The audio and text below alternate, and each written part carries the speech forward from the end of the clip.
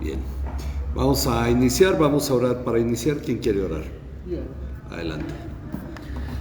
Padre, te damos gracias por esta noche, te pedimos que nos cuides hoy y también te pedimos que la clase que va a dar hoy papá pueda ser de edificación para nosotros y los hermanos que vayan a venir y también todos que estén escuchando la clase de aquí. En el nombre de Cristo Jesús, amén. Amén. Bien, gracias a nuestro Dios. Buenas noches a todos los que nos ven. Vamos a iniciar la lección 42 del Evangelio de Juan, que llamamos el testimonio de Jesucristo. Para eso vamos a ver Juan capítulo 19. Hoy vamos a ver un tema muy importante. De hecho, no estamos yendo rápido en ello y nos llevará todo el tema de, ya vimos una lección el 2, el arresto, el juicio, ahora la crucifixión, veremos después la sepultura, la resurrección, todo vamos paso por paso. Buenas noches, adelante hermana. Bien, vamos a Juan capítulo 19.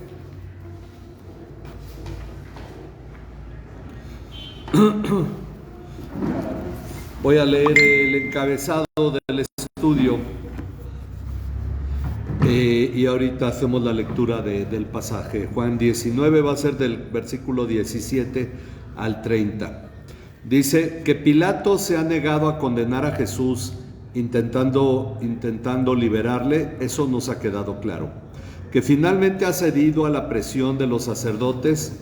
Es evidente que su destino como gobernador y su relación con el emperador ha sido trascendente en esta presión. Es una realidad.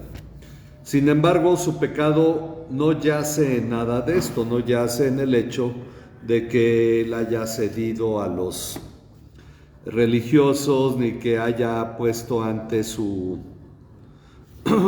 beneficio personal, su relación con el emperador. No, dice, su pecado no yace en nada de esto, sino en su rechazo al testimonio de Jesús, que le dijo: para esto yo he nacido y para esto he venido al mundo, para dar testimonio de la verdad.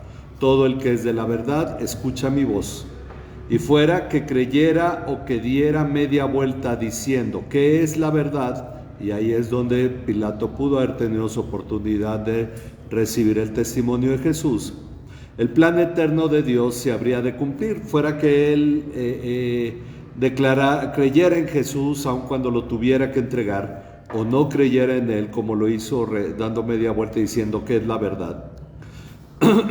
El plan de Dios, el plan eterno de Dios se habría de cumplir. Jesús debía entregar su vida en sacrificio para llegar a ser nuestro sumo sacerdote. Miren, Hebreos 8:3, lo voy a leer, nos habla de que era necesario, era indispensable que Jesús entregara su vida. Y esto es algo que debe quedarnos claro. Jesús entregó su vida, nadie se la quitó. Y dice Hebreos 8:3, porque todo sumo sacerdote está constituido para presentar ofrendas y sacrificios, por lo cual es necesario que este sumo sacerdote también tenga algo que ofrecer. Si todo sumo sacerdote entra delante del trono de Dios con una ofrenda y sacrificio, Jesús, para ser sumo sacerdote, debía entrar al trono del Padre con una ofrenda, con un sacrificio que fue él mismo. Bien, vamos a leer Juan 19, del 17 al 30. Empezamos con nuestra hermana. Y él, cargando su cruz, salió al lugar llamado de la calavera, y en hebreo Gólgota, donde lo crucificaron y con él a otros dos, uno a cada lado y Jesús en medio. Pilato también escribió un letrero y lo puso sobre la cruz y está escrito: Jesús, el Nazareno, el Rey de los judíos. Entonces muchos judíos leyeron esta inscripción porque el lugar donde Jesús fue crucificado quedaba cerca de la ciudad y estaba escrita en hebreo, en latín y en griego. Dijeron a Pilato los principales sacerdotes de los judíos: no escribas, reyes de los judíos. No escribas, rey de los judíos, sino que él dijo: soy rey de los judíos. Pilato respondió, lo que he escrito, escrito. Entonces los soldados, cuando crucificaron a Jesús, tomaron sus vestidos e hicieron 4 partes, una parte para cada soldado, y tomaron también la túnica, y la túnica era sin costura, tejida en una sola pieza. Por tanto, se dijeron unos a otros, no la rompamos, sino echemos suerte sobre ella, para ver de quién será. Para que se cumpliera la escritura, repartieron entre sí mis vestidos, y sobre mi ropa echaron suertes. Estaban junto a la cruz de Jesús su madre y la hermana de su madre, María, mujer de Cleofas, y María Magdalena. Y cuando Jesús vio a su madre y al discípulo a quien él amaba que estaba ahí cerca, dijo a su madre, mujer, ahí está tu hijo. Después dijo al discípulo, ahí está tu madre. Y desde aquella hora el discípulo la recibió en su propia casa. Después de esto, sabiendo Jesús que ya todo estaba consumado, dijo, para que la escritura se cumpliese, tengo sed. Había allí una vasija llena de vinagre. Colocaron pues una esponja empapada del vinagre en una rama de hisopo y se la acercaron a la boca. Cuando Jesús hubo tomando el vinagre, dijo, consumado es, y habiendo inclinado la cabeza, entregó el espíritu. Ok. Bien, vamos a ver. ¿Habían estado tocando acá al lado? ¿Y no? Bueno, buenas noches. Bien, vamos a continuar. Dice, Pilato ha entregado a Jesús para ser crucificado. Todo el pueblo ha aceptado que su sangre sea sobre ellos y sobre sus hijos. Ahora, aquí agregamos lo que la semana pasada comentamos. Así, unos años más tarde, sacudiéndose temporalmente el dominio romano, involucrada en una terrible guerra interna, Jerusalén sería escenario de muertes y hambres por las facciones de judíos que buscarían el control, hasta que el general romano Tito finalmente sitie la ciudad, tomándola en el año 70, destruyendo sus torres y enviando a Roma las piedras del templo con las que se construiría el Coliseo. Todo esto según lo dicho por Jesús en Mateo 24 del 1 al 12. Así que una vez que Pilato lo entregó, los judíos tomaron a Jesús y él salió cargando su cruz.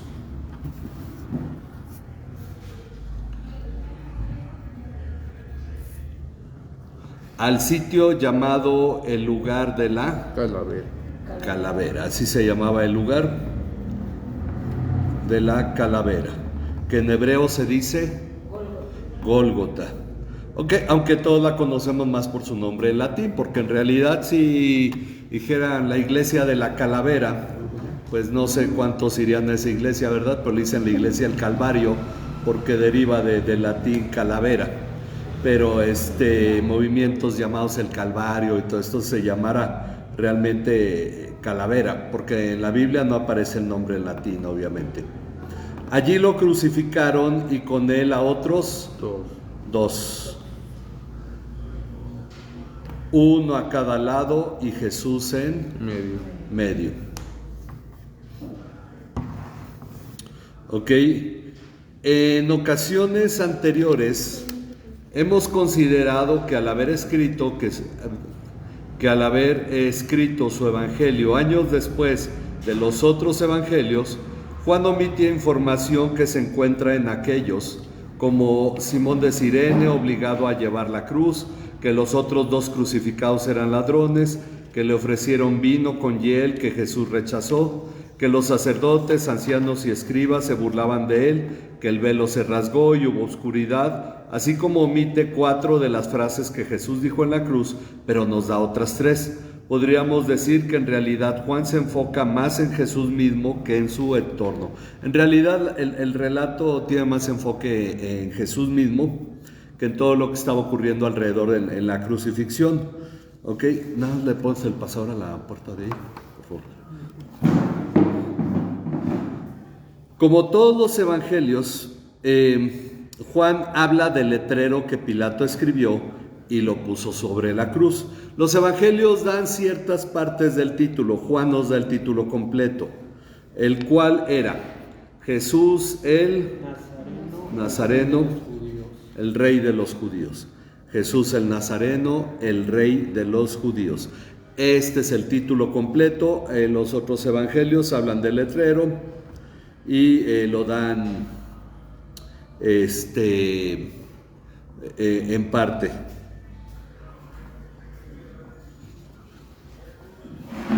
Pero Juan, que fue testigo ocular, él estuvo ahí presente, de acuerdo a su propio testimonio, lo da completo. Y muchos judíos leyeron esta inscripción, este letrero, porque el lugar donde Jesús fue crucificado quedaba cerca de la ciudad.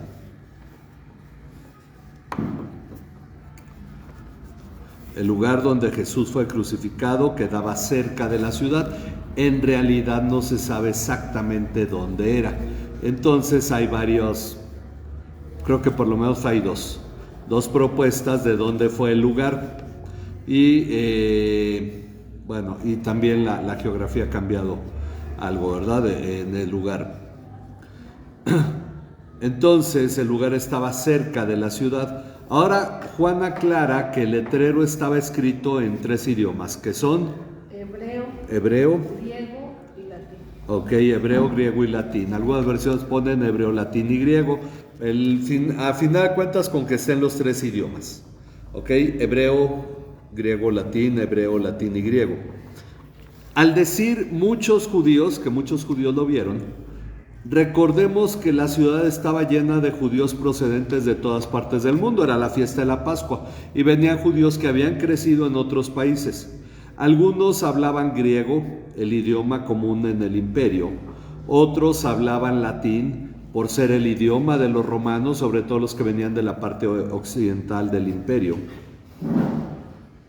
Y no muchos hablaban hebreo, pues este idioma había quedado restringido solo al uso por parte de los sacerdotes y religiosos. En realidad lo que la gente hablaba era arameo, dice, por lo que algunos comentaristas y algunas traducciones consideran que en realidad se refiere al arameo, que era el lenguaje común del pueblo judío en ese tiempo.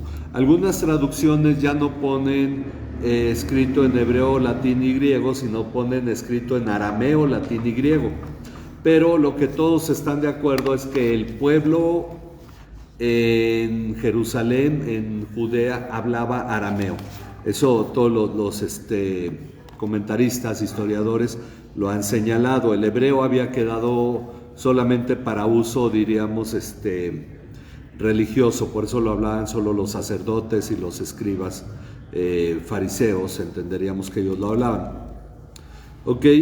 Entonces el arameo era el lenguaje común del pueblo judío en ese tiempo. Por eso los principales sacerdotes de los judíos decían a Pilato, no escribas el rey de los judíos. Ellos querían que cambiara el letrero, sino que él dijo, o él decía, como gusten ponerle, yo soy el rey de los judíos. Ahí el letrero hubiera sido otra cosa muy distinta. Él dijo, yo soy el rey de los judíos.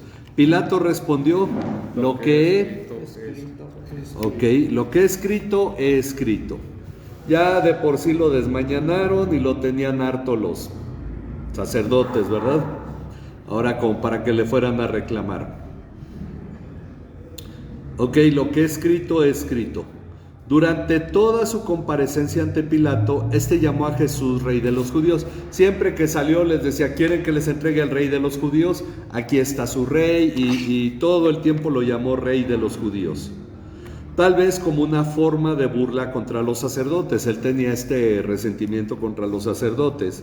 Por esa razón no es de extrañar que en una dulce venganza Pilato quisiera exponer este título a toda la sociedad reunida en la ciudad. Una forma de vengarse de los sacerdotes que lo estuvieron intimidando, presionando, que ya en otras ocasiones lo habían hecho. y con los que él no tenía una buena relación. Entonces, pues suena más que él quiso vengarse. Sin embargo, detrás de todo esto hay una cuestión interesante. Así que este ha sido el mayor testimonio que Poncio Pilato ha dado al mundo sobre Jesús. Él dice, es el rey de los judíos. Ese es el testimonio de Pilato. También testificó diciendo, no hallo delito alguno en él, y a quien también llamó este justo. Dice, yo les entrego este justo, mi sangre no es sobre él. Y ellos dijeron que su sangre sea sobre nosotros y nuestros hijos. Entonces él se lavó las manos, él lo declaró justo, lo llamó justo y dijo que no había en él ningún delito. Este es un testimonio muy importante. Dice, aún sin ser consciente de ello, Pilato se unía a lo que habría de venir, proclamando en varios idiomas a Jesús, quien no solo sería rey de los judíos, sino también de personas de toda tribu, lengua y nación, como nos dice Apocalipsis.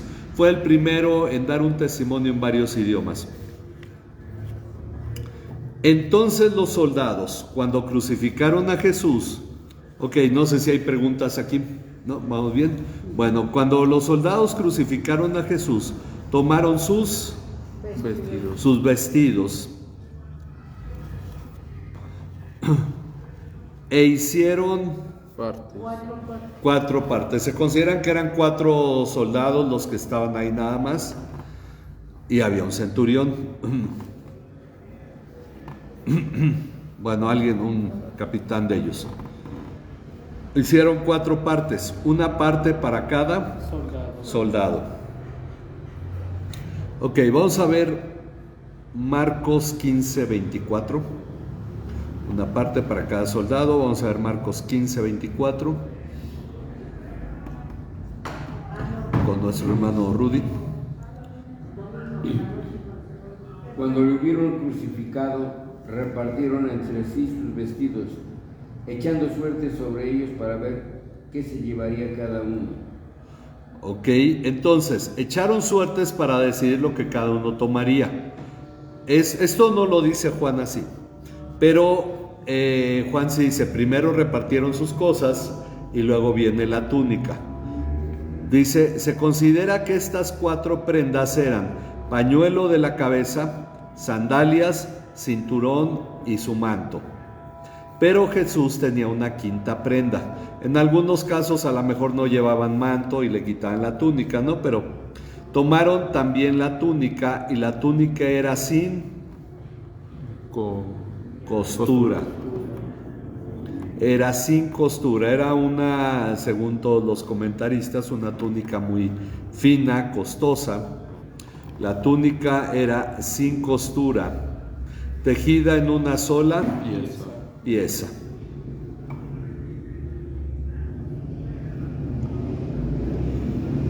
Por tanto, se dijeron unos a otros, no la rompamos, sino echemos suertes sobre ella para ver de quién sería, para ver de quién será. Ahora, los soldados hicieron esto, echemos suertes, dice, los soldados hicieron esto para que se cumpliera ¿qué? La escritura, ¿verdad? Vamos en el versículo 24.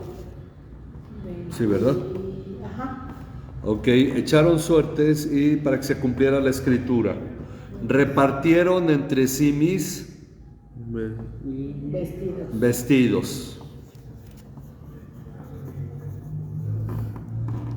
Repartieron entre sí mis vestidos y sobre mi ropa echaron suertes. Repartieron entre sí mis vestidos, sobre mi ropa echaron suertes. Esto es lo que dice el Salmo 22, 18, lo dice literalmente. Ahora, y junto a la cruz de Jesús estaba, ¿quién? Ahí menciona 4 mujeres. Su madre, que se llamaba María, de hecho, pero Juan nunca, la menciona solo 2 veces en realidad, pero en las 2 veces no da su nombre. Estaba su madre, estaba la hermana de su madre, Había otra María, María la mujer de Cleofas, que de hecho va a ser conocida como la otra María cuando van al sepulcro, y María Magdalena. 4 mujeres. Bueno, vamos a ver Mateo 27:56 y Marcos 15:40. Entonces, con nuestra hermana Mateo, avisa ahí Marcos 27:56.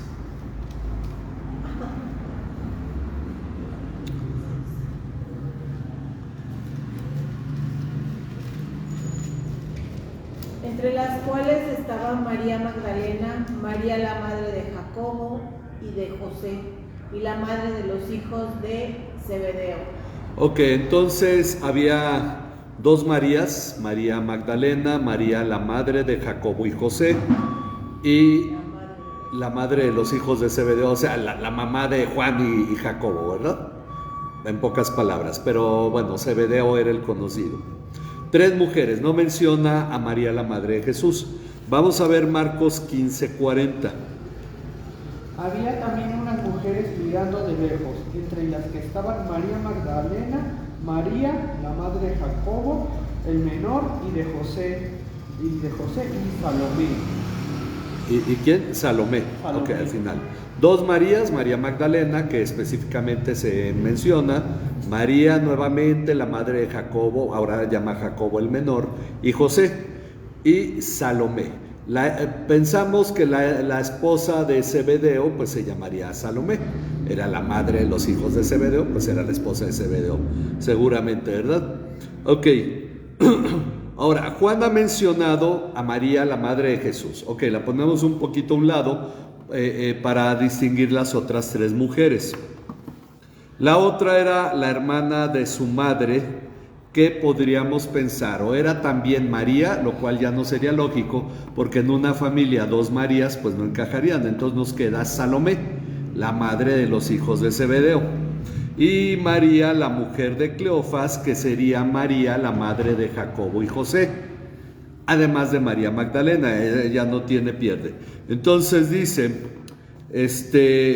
Mateo y Marcos mencionan 3 mujeres. Si consideramos que la hermana de la madre de Jesús es la madre de los hijos de Zebedeo, es decir, madre del autor de este evangelio, y se llama Salomé. Entonces ya podemos ver que Juan es hijo de Salomé. Esta es una deducción, que 100%, pues el asunto es que tanto Mateo como Marcos dice que había más mujeres, entre las cuales estaban, y destacan a estas 3, por alguna razón. Creo yo, y esto también es una deducción, que las mujeres estaban a lo lejos, pero en algún momento estas mujeres se acercaron porque Jesús no les iba a gritar hasta allá. Estaban ahí cerca. Juan dice cerca de la cruz. Entonces en algún momento toman valor y se acercan a Jesús, y por eso se distinguen de las demás mujeres. Ahora decimos, esto es una deducción porque Juan dice que estaban ahí junto a la cruz. Mateo y Marcos dice que estaban lejos de la cruz, dice a lo lejos. Entonces, ¿qué pensamos? Que no va a haber fallas ni en Mateo, ni Marcos, ni en Juan, sino que en algún momento se acercan a tal grado que Jesús puede decirles palabras. Bueno, dice, también estaba María, mujer de Cleofas, si ella es la madre de Jacobo el menor y de José, además de María Magdalena. Solo Juan menciona a la madre de Jesús, que estaba cerca como para escucharlo. Entonces, ¿qué es lo que dice Juan que ocurrió? Cuando Jesús vio a su madre y al discípulo a quien él amaba. Este título se lo da Juan a sí mismo, ¿ok? Ya lo vimos desde la lección 1 cuando vimos sobre el autor. El discípulo a quien Jesús amaba es evidentemente el autor, porque lo va a decir al final de la carta del Evangelio, en los últimos versículos. Que estaba allí cerca. Dijo a su madre: mujer, ahí está tu hijo.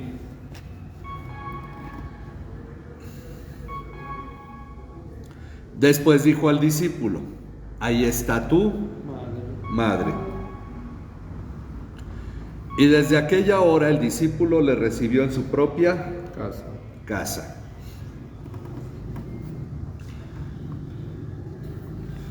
Ok, hay una cuestión interesante en la personalidad de Juan, porque entra a la casa del sumo sacerdote sin mayor conflicto, llega a la cruz sin mayor conflicto.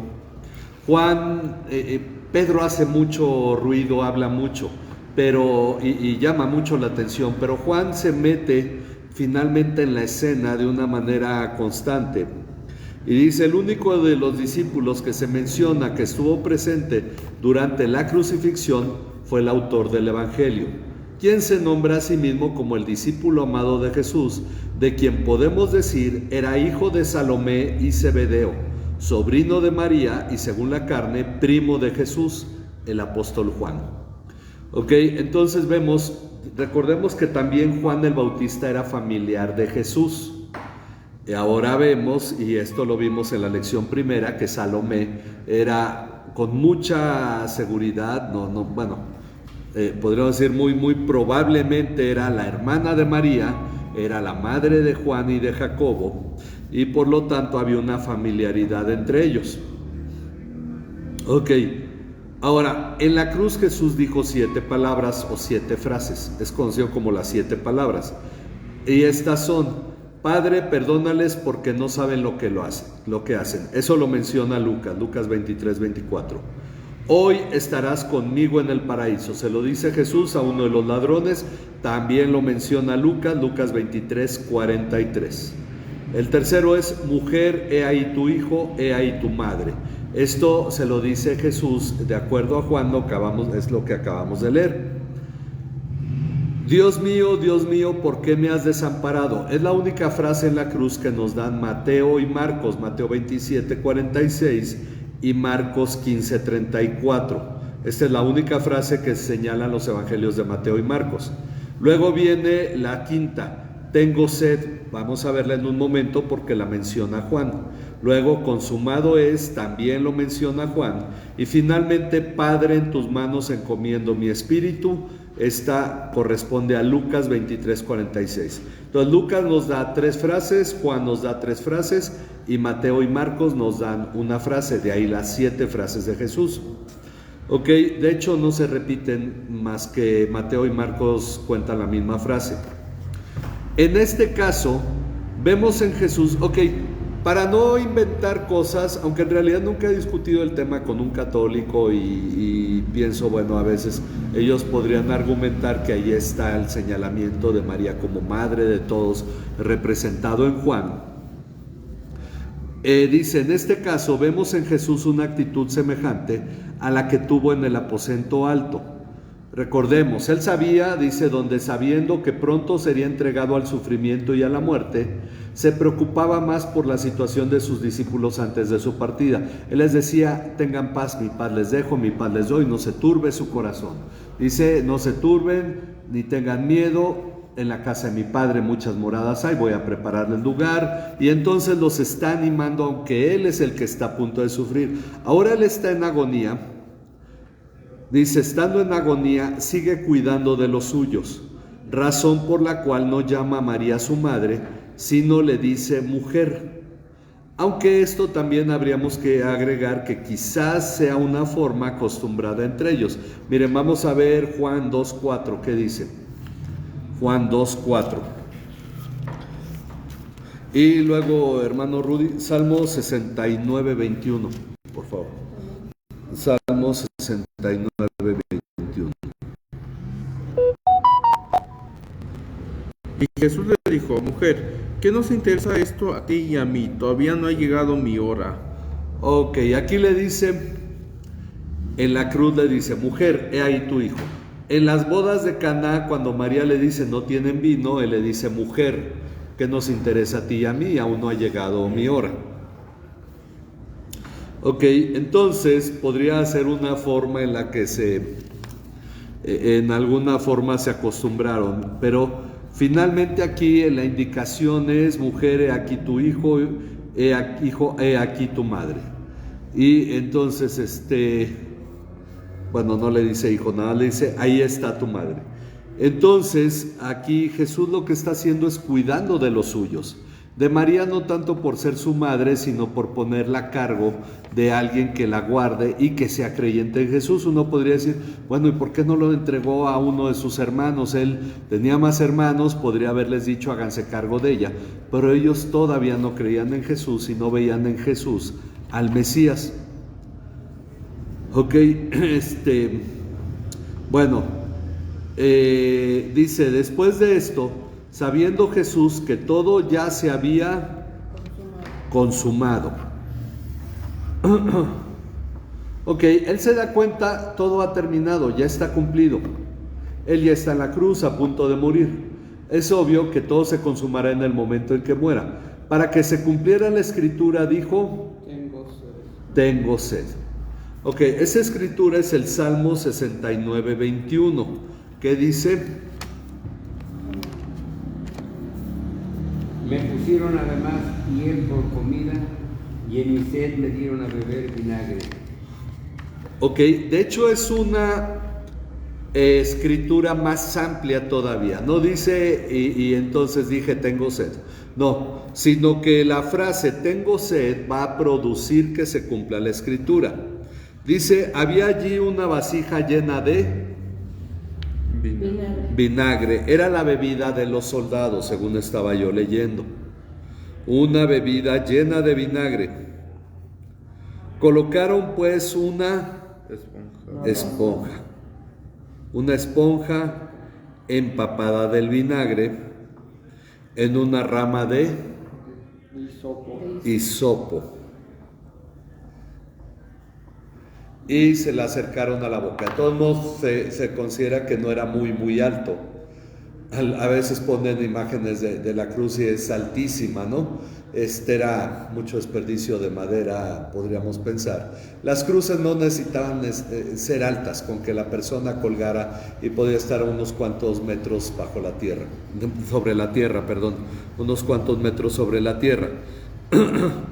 Pero hay una cosa, este evento lo mencionan Mateo, Marcos y Lucas, no como cumpliendo una profecía. Miren, vamos a ver, déjenme repartir. Seguimos con Mateo 27, 47 al 49, Marcos 15, 35 al 36 y Lucas 23, 36.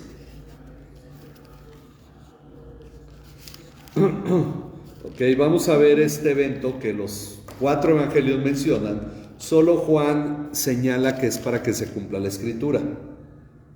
Algunos de ellos que estaban ahí decían al oírlo, a Elías llama a este.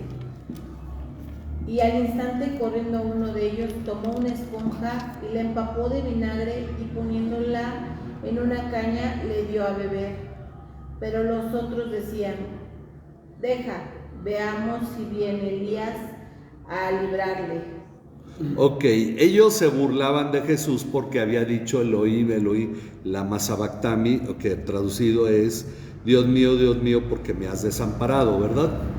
Ok, luego vemos cómo lo narra Marcos. Algunos de los que estaban ahí al oírlo decían, miren, está llamando a Elías. Entonces uno corrió y empapó una esponja en vinagre y poniéndola en una caña dio a Jesús a beber, diciendo, dejen, veamos si Elías lo viene a bajar. Ok, aquí según este relato, que no entra tanto en detalle, dice que el mismo que llevó el vinagre lo hizo para ver si Elías bajaba. Según Mateo, dijeron, a ver, espérate, vamos a ver si baja Elías a salvarlo. Y luego Lucas 23, 36. Los soldados también se burlaban de Jesús y se acercaban a él y le ofrecían vinagre. Ok, Lucas es un poco más general, no detalla. Pero los 3 señalan lo del vinagre. Ahora, nos dicen que esto venía acompañado de burlas. Ok, por eso decimos, Juan no se está enfocando en el entorno. Él no nos ha dicho que alguien se burlara de él. No nos dice que los demás decían, los sacerdotes, ay, a otro salvó y no se puede salvar a sí mismo. Y que la gente decía, uy, si eres el Cristo, baja de esa cruz y creeremos en ti, decían otros de los religiosos. Bueno, pero Juan culmina aquí inmediatamente después de que tomó el vinagre. Entonces Jesús, cuando hubo tomado el vinagre, dijo, consumado es.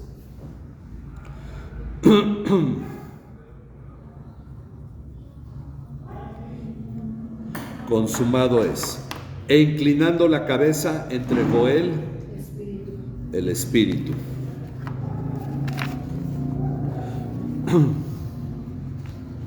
Entregó el Espíritu. Hay dos cosas interesantes aquí. Dice, de este modo Jesús había cumplido cabalmente la tarea dada por el Padre. Inclinó su cabeza en humildad y sin luchar por vivir. Él dijo, es la hora, y entonces entregó su Espíritu. Él lo entregó. Nuevamente viene este tema de que esto fue una acción voluntaria de él, escogiendo así el momento mismo de su muerte. Resistió hasta que todo estuviera terminado, y entonces cuando entregó a su madre a cargo de Juan, vio que esto ya estaba por terminar, dijo, consumado es, pidió primero de beber, dijo, tengo sed, luego consumado es, y inclinó la cabeza, entregó el Espíritu. Según Lucas, finalmente dijo, Padre, en tus manos encomiendo mi espíritu, mientras estaba entregando el Espíritu. Entonces, así Jesús culmina esta obra que podríamos verla desde varias perspectivas, dolorosa, triste, o como la forma de un sacrificio voluntario por nuestra salvación, necesario para la salvación, porque sin el sacrificio de Jesús no hubiera habido salvación. Así es que, ¿alguna pregunta? Bueno, pues vamos a orar para terminar. Entonces vamos a ponernos en las manos de nuestro Dios, agradeciendo por la obra de su Hijo Jesucristo. Les recordamos que el sábado tenemos reunión de mujeres, desayuno de mujeres a las 10 de la mañana, y bueno, pues el viernes tenemos reunión de oración a las 7:30 de la noche. Entonces vamos a orar. Padre, gracias por tu amor y tu bondad, gracias por el cuidado que tienes de nosotros. Confiamos, Padre, que así como Jesús puso toda su esperanza y confianza en ti, y es para nosotros ese ejemplo, y tú le resucitaste y le libraste de la muerte y cumpliste, Señor, a través de él tu obra redentora, por lo cual nosotros tenemos esta comunión contigo y podemos acercarnos a orar a ti con toda confianza, sabiendo, Padre, que nuestra oración está delante de tu trono. Padre, te damos gracias por este estudio y por haber podido meditar en esta parte de tu palabra donde Juan nos ha narrado lo que ocurrió en la cruz en ese tiempo, Señor, en que Jesús entregó su vida por nosotros, para que nosotros podamos tener esto muy claro y poder dar testimonio de ello. Te pedimos, Señor, que sean gratos delante de ti, Señor, nuestros corazones, nuestra vida, Padre, que podamos dar un testimonio verdadero de tu Hijo Jesucristo a la gente que nos rodea. Que nosotros podamos, Señor, caminar conforme a tu voluntad, Señor, y nos guardes en el hueco de tu mano. Por esa razón ponemos en tus manos la reunión de oración. Confiamos, Padre, contar con cada hermano de la iglesia, Señor, Padre, a fin de que tú escuches nuestra oración, Señor, y lo que pongamos delante de tu trono, Padre, sea lo que tú en verdad esperas escuchar de nosotros. Así como ponemos en tus manos el desayuno de mujeres, y te pedimos, Señor, que tu paz, Señor, Padre, abunde, habite entre nosotros, lo mismo el culto del domingo, que todo esto sea agradable a ti, Señor. Bendice a cada uno de los que conformamos la iglesia, cada uno de los estudios que se llevan a cabo, Señor. Gracias, Padre, por todo tu cuidado y tu bondad. En el nombre de tu Hijo Jesucristo, nuestro Señor y Salvador. Amén. Amén. Dios les bendiga. Nos despedimos de todos los que nos ven por internet. Les esperamos el viernes.